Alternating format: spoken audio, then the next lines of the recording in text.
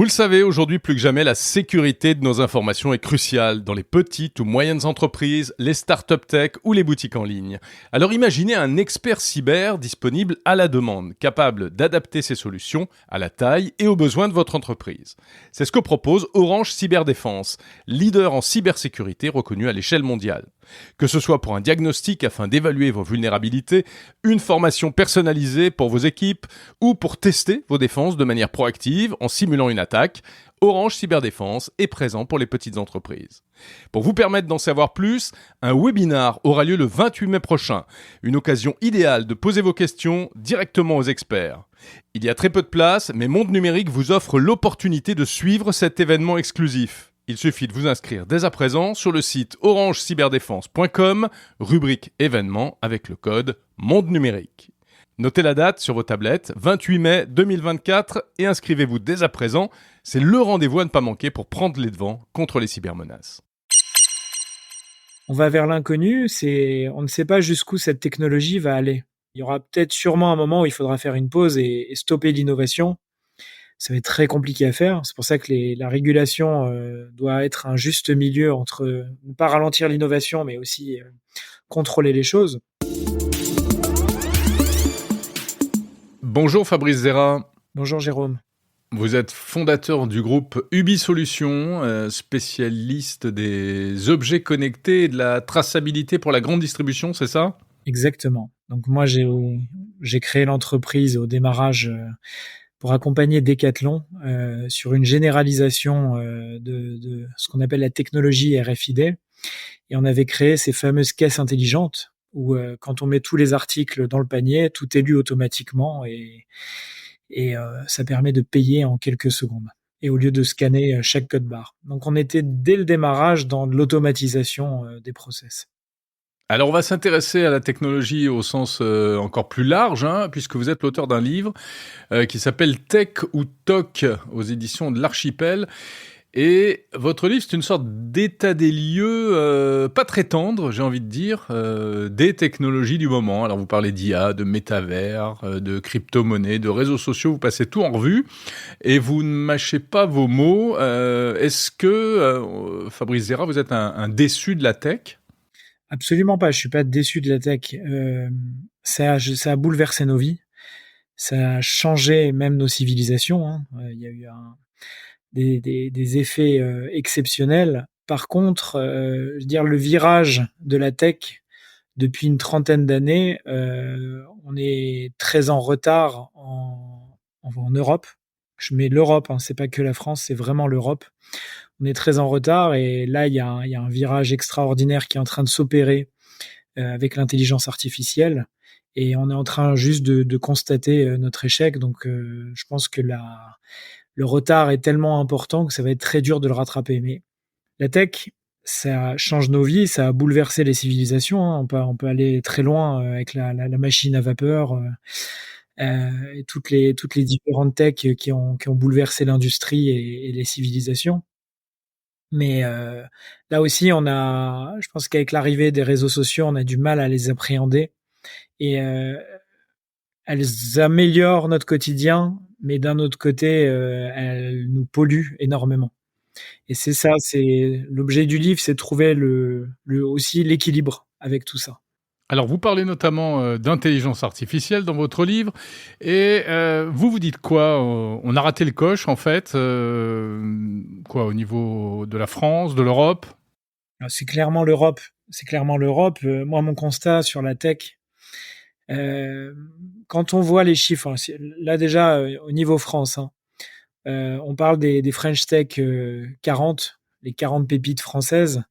Leur chiffre d'affaires consolidé, c'était 12 milliards d'euros.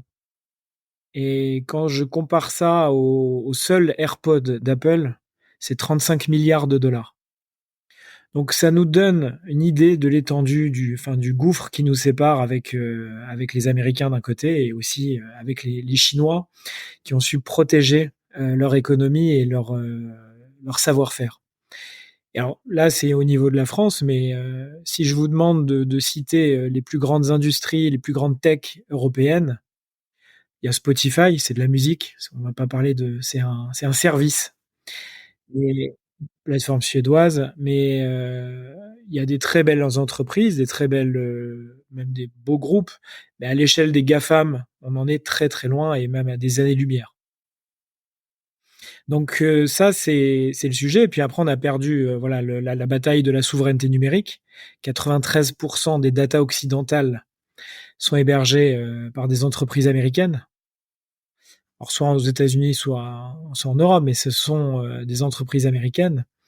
Et là, sur l'intelligence artificielle, je voyais là sur le dernier rapport trimestriel d'Alphabet, de Microsoft, où ils annoncent des investissements à 15 milliards, 20 milliards de dollars sur l'intelligence artificielle. Nous, on a un plan de 3 milliards d'euros par an sur l'intelligence artificielle en France. Donc, tant qu'on ne pensera pas européen, tant qu'on n'arrivera pas à faire émerger des acteurs européens, et on a su le faire avec Airbus, hein, qui est le leader mondial de l'aéronautique, tant qu'on ne pensera pas sur la tech européenne, on n'y arrivera jamais.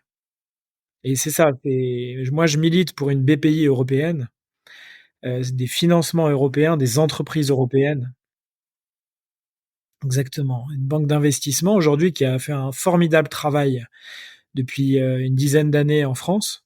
Et maintenant, il faut le faire passer à l'échelle européenne. Et ça, c'est vraiment capital. C'est un peu toujours la même histoire qui se répète, non? Hein, depuis. Bah, moi, dans les années, si on prend l'évolution des techs sur les années 60, années 60 à 80, on était vraiment précurseurs. On était très bon sur le TGV, on était très bon sur le nucléaire, et heureusement, on est un des pays les plus décarbonés du monde grâce à notre nucléaire, donc notre savoir-faire, notre technologie. Et on a raté vraiment le virage des années 80. Je revoyais une interview très récemment de Steve Jobs qui annonçait tout ça en 83 et qui disait qu'il fallait créer des usages autour de l'informatique, des entreprises autour de l'informatique, créer un écosystème de fonds d'investissement, de business angel. Mais on a mis près de 20 ans pour le comprendre, voire même plus que 20 ans. Et on a pris un retard considérable. Là, le problème, c'est que avec ce virage extraordinaire qui est en train de s'opérer avec l'intelligence artificielle, où là, on le compare, hein, alors Warren Buffett disait il y a très, très récemment que pour lui, c'était aussi dangereux que l'arme nucléaire. Le président d'Alphabet dit que pour lui, c'est une des plus grandes évolutions depuis le feu, hein, pour l'homme. Donc, on sait qu'il y a un virage qui est en train de s'opérer, mais là, il faut se donner des moyens européens. On n'y arrivera jamais en seul français. Alors ça c'est pour on va dire l'aspect économique de la tech, hein, Fabrice Zera, la position de l'Europe, le retard de l'Europe qui a un peu raté le virage du numérique en réalité, qui a eu du mal visiblement à sortir de la logique gaulienne. Vous parliez de voilà des grands projets du TGV, etc. pour aller vers quelque chose de plus éclaté, de plus libéral, etc. Mais indépendamment de ça, dans votre livre, vous abordez pas mal les questions des technologies vis-à-vis de notre vie quotidienne, de nos usages, l'impact sur la société. Et en matière d'intelligence artificielle, justement, vous dites à un moment donné, il faudra faire une pause dans le développement de l'IA. Pour quelle raison? Ça veut dire quoi? Vous vous rangez dans le camp des inquiets? C'est inquiet parce qu'on on va vers l'inconnu. On va vers l'inconnu, on ne sait pas jusqu'où cette technologie va aller. Et on va rentrer vers une surenchère d'innovation. Et bon, il y a des chiffres hein, des études parlaient de 300 millions de suppressions d'emplois à horizon 10-15 ans. C'est très probable. On va créer d'autres choses, mais là, voilà, il y a un moment peut-être qu'il y en a des leaders dans la tech le demandent aussi. Il y aura peut-être sûrement un moment où il faudra faire une pause et stopper l'innovation. Ça va être très compliqué à faire. C'est pour ça que la régulation doit être un juste milieu entre ne pas ralentir l'innovation, mais aussi contrôler les choses. Mais aujourd'hui, l'intelligence artificielle va tellement vite qu'elle va commencer à remplacer les humains. Et là où moi j'y crois, parce que ça fait une partie d'une suite logique, c'est que le robot a évolué depuis une quarantaine d'années. Hein. On a du robot, mais bête et méchant, c'est-à-dire sur une tâche particulière. À partir du moment où on va connecter ces robots-là à une intelligence artificielle, aussi performante que le plus grand ingénieur du monde, bah, il va commencer à devenir de plus en plus autonome, de plus en plus intelligent et de plus en plus performant, et remplacer l'homme dans ses tâches de col blanc, ce qui n'était pas le cas avant. Ce qui est un peu la Donc, surprise d'ailleurs de l'IA en fait. bah, c'est ça, c'est que le robot a toujours remplacé ce qu'on appelait le col bleu, hein. Donc c'était le mécanicien, l'opérateur, enfin voilà, l'ouvrier. Et l'IA est en train de, grâce à cette intelligence, grâce à cette autonomie, est en train de remplacer ce qu'on appelle le col blanc, c'est le cadre, qui prend des décisions, qui est très opérationnel, mais et qui réfléchit beaucoup plus. Donc ça, c'est le vrai risque de l'intelligence artificielle connectée aussi à un robot. Dans le secteur que vous connaissez bien, qui est celui de la grande distribution, de la distribution, donc le commerce, vous voyez déjà l'impact de l'intelligence artificielle? Sur le commerce, pas, on le voit pas spécialement. Après, le commerce souffre assez et pas besoin de l'intelligence artificielle. Et peut-être que l'intelligence artificielle, justement, va lui apporter un plus. Quand on voit le nombre de faillites qu'il y a dans le commerce, c'est pas un hasard, hein. Donc, notamment, enfin surtout dans le textile, c'est que les habitudes de consommation ont énormément changé. Donc là, peut-être que l'IA, justement, pourra attirer ça et créer de nouveaux usages sur le commerce. Mais évidemment, ça veut dire qu'à partir du moment où on va avoir aussi des robots qui vont devenir autonomes, là, le frein du commerce, surtout dans le e-commerce, c'est le transport du dernier kilomètre. Bah, si on a des robots qui arrivent à transporter de façon pas coûteuse vers le dernier kilomètre, on va avoir une généralisation beaucoup plus forte. Alors c'est une vision pas très optimiste, notamment de l'IA. Enfin, elle est super optimiste. Là, je suis dans le négatif. Après, ça va permettre de faire des choses qui sont exceptionnelles. Moi, je donne mon expérience. J'ai créé avec ChatGPT, j'ai créé un robot pour apprendre à lire à ma fille, à ma petite fille qui a 5 ans. Elle souhaitait faire des exercices et je trouvais très peu de choses éducatives, du contenu éducatif. Donc j'en ai créé un avec le robot. Et en 2 mois à peine, j'ai réussi à lui apprendre à lire. Donc, Ah oui, d'accord. Comment vous avez fait exactement?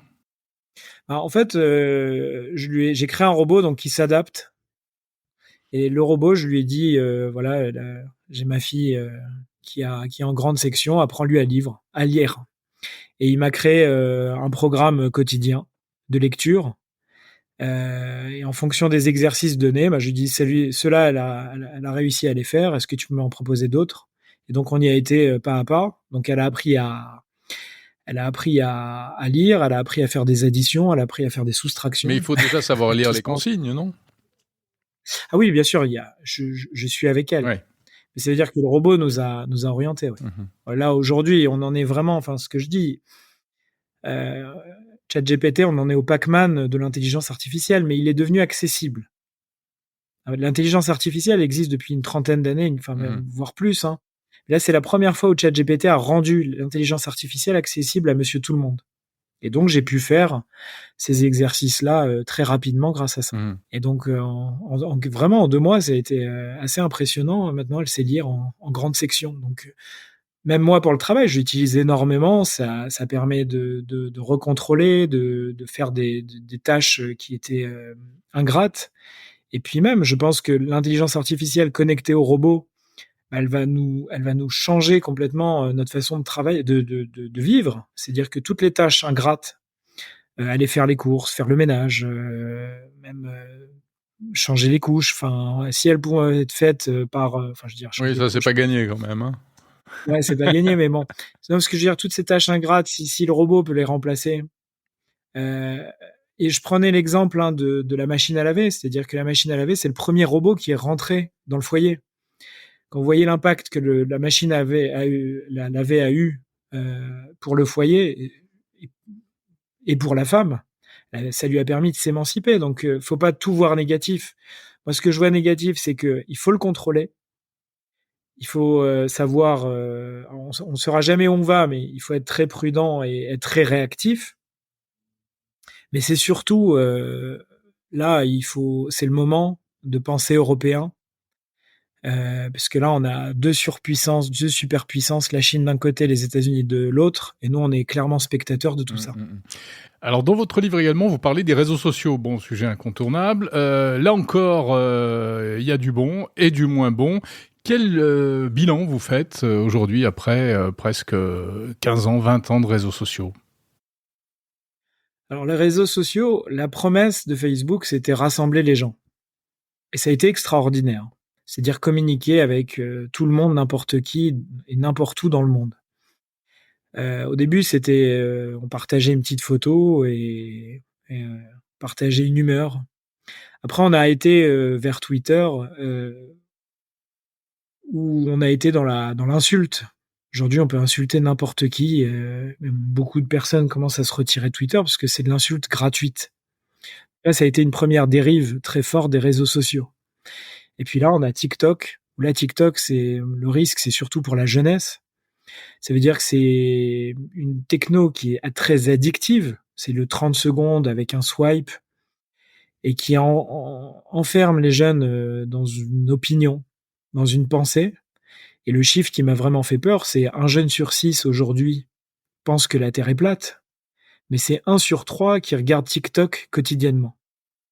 Donc là, ce chiffre-là est factuel et montre à quel point TikTok a une influence négative sur notre jeunesse. Et alors, par contre, ce qui est dingue, c'est que c'est une technologie chinoise et les Chinois n'utilisent pas TikTok tel quel. C'est-à-dire qu'ils ont une autre plateforme qui est du contenu beaucoup plus éducatif, d'une vingtaine de minutes, et avec une coupure entre 22h et 6h du matin pour les jeunes. Donc en fait, ils appliquent quelque chose qu'ils ne souhaitent pas s'appliquer eux-mêmes. Donc ils ont fait rentrer un cheval de Troie. Donc bon, les Américains seront les premiers à interdire TikTok. Et nous, je pense qu'on va suivre derrière, parce qu'on peut pas rester comme ça. Vous êtes favorable à une interdiction de TikTok ? À une suppression de TikTok. À une suppression de TikTok. Et là, on a réagi à temps. Hein. Ils avaient lancé TikTok Lite. Ils voulaient lancer TikTok Lite. Et c'était, vous gagnez de l'argent, plus vous passez du temps sur le réseau, plus vous gagnez d'argent. Donc imaginez le désastre que ça aurait été fait sur les jeunes. Notamment là, aujourd'hui, on essaye de les ralentir sur le temps devant les écrans. Donc ça a été des effets vraiment néfastes. Donc là, on constate les dégâts, mais il faut agir très vite. TikTok Lite a été suspendu, aménagé. Hein. Il a été suspendu pour le moment. Pour l'instant, il est suspendu, oui. Mais c'est vrai que l'Union européenne poursuit son combat contre le TikTok classique. Et en même temps, on sait que c'est pas facile parce que on rentre dans une compétition économique internationale. Si l'Europe ou les États-Unis s'en prennent indirectement à la Chine via TikTok, est-ce qu'on risque pas des mesures économiques de rétorsion ? Si les Américains le font, pourquoi on pourrait pas le faire ? C'est-à-dire, les Américains le font. Ils l'ont pas encore fait. Oui, ils sont sur le point 2. Enfin, c'est sur le point 2, mais ils y vont pas à pas. Là, il y a une loi qui a été votée au Sénat, donc ils y vont. Maintenant, est-ce que les Chinois se sont privés d'interdire toutes les technos américaines ? Ils ont suspendu toutes les technos américaines. Donc pourquoi eux le font ? Le marché chinois est complètement fermé. Donc nous, on l'a ouvert. Après, derrière, il y a un chantage. Mais derrière, si on rentre systématiquement dans ce chantage-là, on s'en sort, on fera jamais rien. Donc on subira systématiquement. Après, je sais que c'est facile de dire on supprime TikTok. C'est pas aussi simple que ça, bien sûr. Mais on est en train de vraiment avoir un impact très négatif sur notre jeunesse. Et notre jeunesse, c'est notre avenir. Le récent rapport remis à Emmanuel Macron sur les écrans pour les enfants, qu'est-ce que vous en pensez ? C'est tombé après la sortie du livre. Hein. Je ne les ai pas inspirés, mais on en est très proche de ce que je dis. Moi, je voulais interdire les réseaux sociaux avant 16 ans. Là, c'est 15 ans. C'était interdiction même du smartphone avant 13-14 ans. Donc, moi, je pense que les jeunes sont... Pour un jeune, c'est trop dur de de rester avec un smartphone, de rester avec des réseaux sociaux.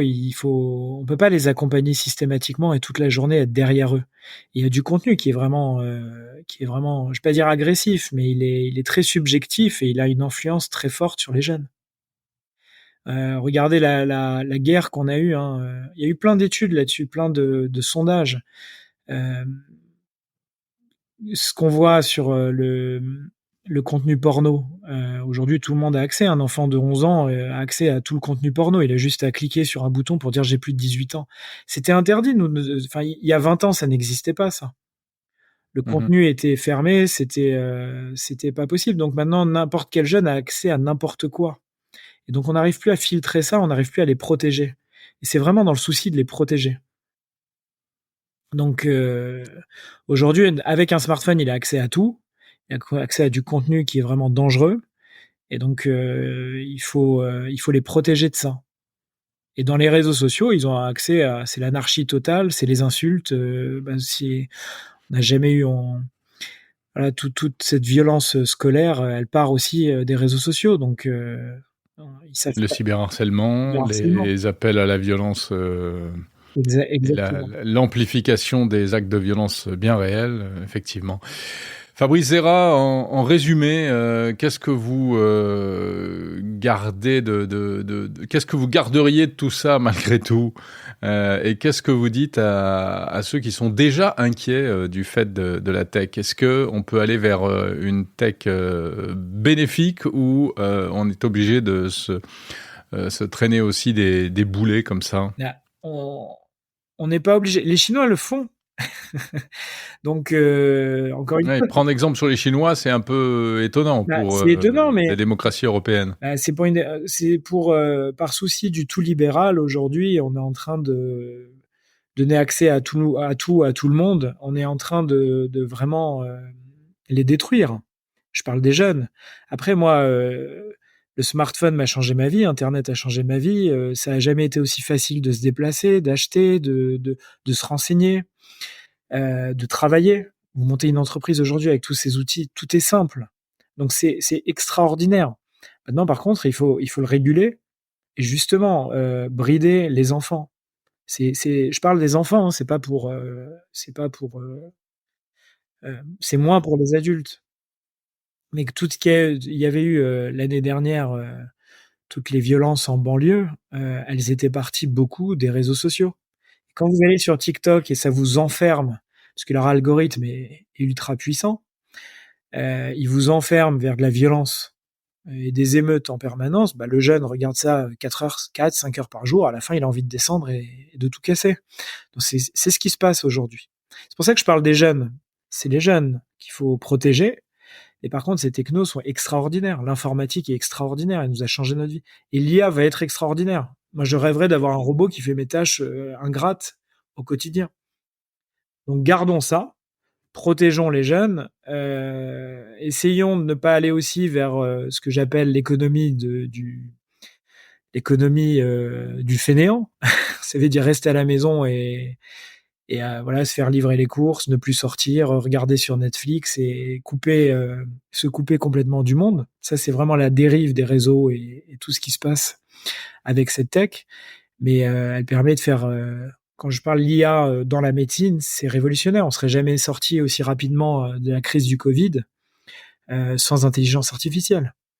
Donc tout ça est extraordinaire pour la santé. Maintenant, si on me dit il y a la possibilité de vivre jusqu'à 120 ans, bah, c'est rassurant aussi. C'est très positif. Ça, ce sont les effets très positifs. Mais de se renfermer dans des carcans et ne pas protéger la jeunesse de tout ça, de ne plus maîtriser, on n'a plus de souveraineté numérique en Europe et pas de vision, bah, ce sont ça les dérives et les risques. Merci Fabrice Zera. Je renvoie à Merci, votre Jérôme. livre Tech ou Toc pour faire la part des choses entre le bon grain et l'ivraie, un livre paru aux éditions de l'Archipel.